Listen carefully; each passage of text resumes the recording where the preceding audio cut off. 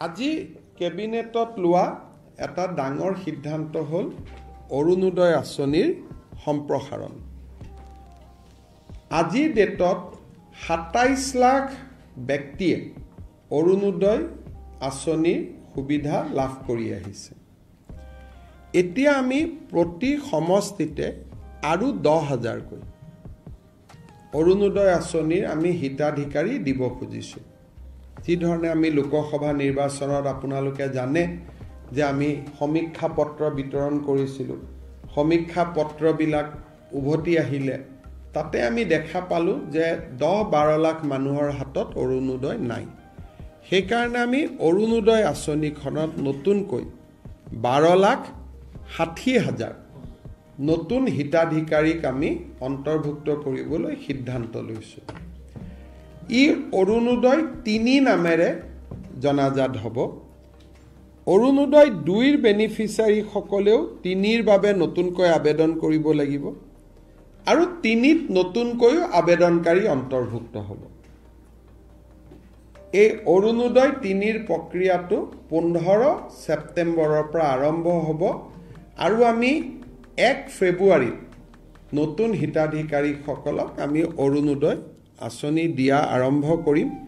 তেতিয়ালৈকে পুৰণা অৰুণোদয় হিতাধিকাৰীসকলে নিৰন্তৰভাৱে অৰুণোদয় পাই থাকিব। কিন্তু যেতিয়া ১ ফেব্ৰুৱাৰীত আমি নতুন অৰুণোদয় দিব যাম, পুৰণা বেনিফিচিয়াৰী ২-এজন হয়তো তেওঁলোকৰ কোনোবাৰ ঘৰত চাকৰি পালে, কোনোবাৰ ঘৰত গাড়ী কিনিলে, বিভিন্ন কাৰণত তেওঁলোকে নাপাব। কিন্তু এইবাৰ অৰুণোদয় এটা আমাৰ কণ্ডিশ্যন হ'ল যে ৰেচন কাৰ্ড থকা মানুহে অৰুণোদয় পাব। ৰেচন কাৰ্ড নাথাকিলে অৰুণোদয় নাপায়। ৰেচন কাৰ্ড থাকিলে অৰুণোদয়টো কিয় পাব? ৰেচন কাৰ্ডবোৰ আধাৰ লিংক, গতিকে অট'মেটিক অৰুণোদয়টো তেতিয়া আধাৰ লিংক হৈ যাব। নহ'লে মই যোৱাবাৰ আপোনালোকক কৈছোঁ যে বহুত সময়ত কিছু অৰুণোদয় বেনিফিচিয়াৰীত কিছুমান মানুহৰ নাম সোমাইছে যাক বিচাৰি পাব দিগদাৰী হয় পিছত। আজি কেবিনেটত লোৱা এটা ডাঙৰ সিদ্ধান্ত হ'ল অৰুণোদয় আঁচনিৰ সম্প্ৰসাৰণ। আজিৰ ডেটত ২৭ লাখ ব্যক্তিয়ে অৰুণোদয় আঁচনিৰ সুবিধা লাভ কৰি আহিছে। এতিয়া আমি প্ৰতি সমষ্টিতে আৰু ১০,০০০কৈ অৰুণোদয় আঁচনিৰ আমি হিতাধিকাৰী দিব খুজিছোঁ। যি ধৰণে আমি লোকসভা নিৰ্বাচনত আপোনালোকে জানে যে আমি সমীক্ষা পত্ৰ বিতৰণ কৰিছিলোঁ। সমীক্ষা পত্ৰবিলাক উভতি আহিলে তাতে আমি দেখা পালোঁ যে ১০-১২ লাখ মানুহৰ হাতত অৰুণোদয় নাই। সেইকাৰণে আমি অৰুণোদয় আঁচনিখনত নতুনকৈ ১২,৬০,০০০ নতুন হিতাধিকাৰীক আমি অন্তৰ্ভুক্ত কৰিবলৈ সিদ্ধান্ত লৈছোঁ।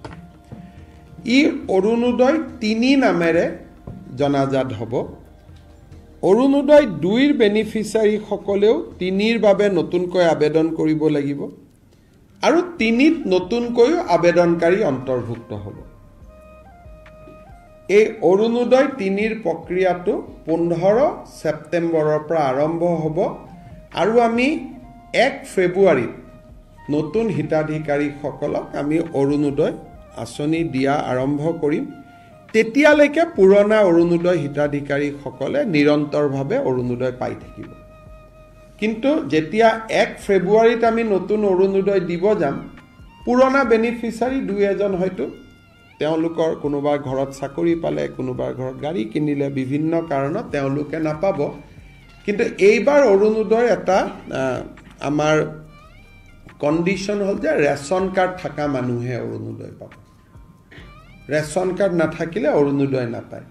ৰেচন কাৰ্ড থাকিলে অৰুণোদয়টো কিয় পাব? ৰেচন কাৰ্ডবোৰ আধাৰ লিংক, গতিকে অট'মেটিক অৰুণোদয়টো তেতিয়া আধাৰ লিংক হৈ যাব। নহ'লে মই যোৱাবাৰ আপোনালোকক কৈছোঁ যে বহুত সময়ত কিছু অৰুণোদয় বেনিফিচিয়াৰীত কিছুমান মানুহৰ নাম সোমাইছে যাক বিচাৰি পাব দিগদাৰী।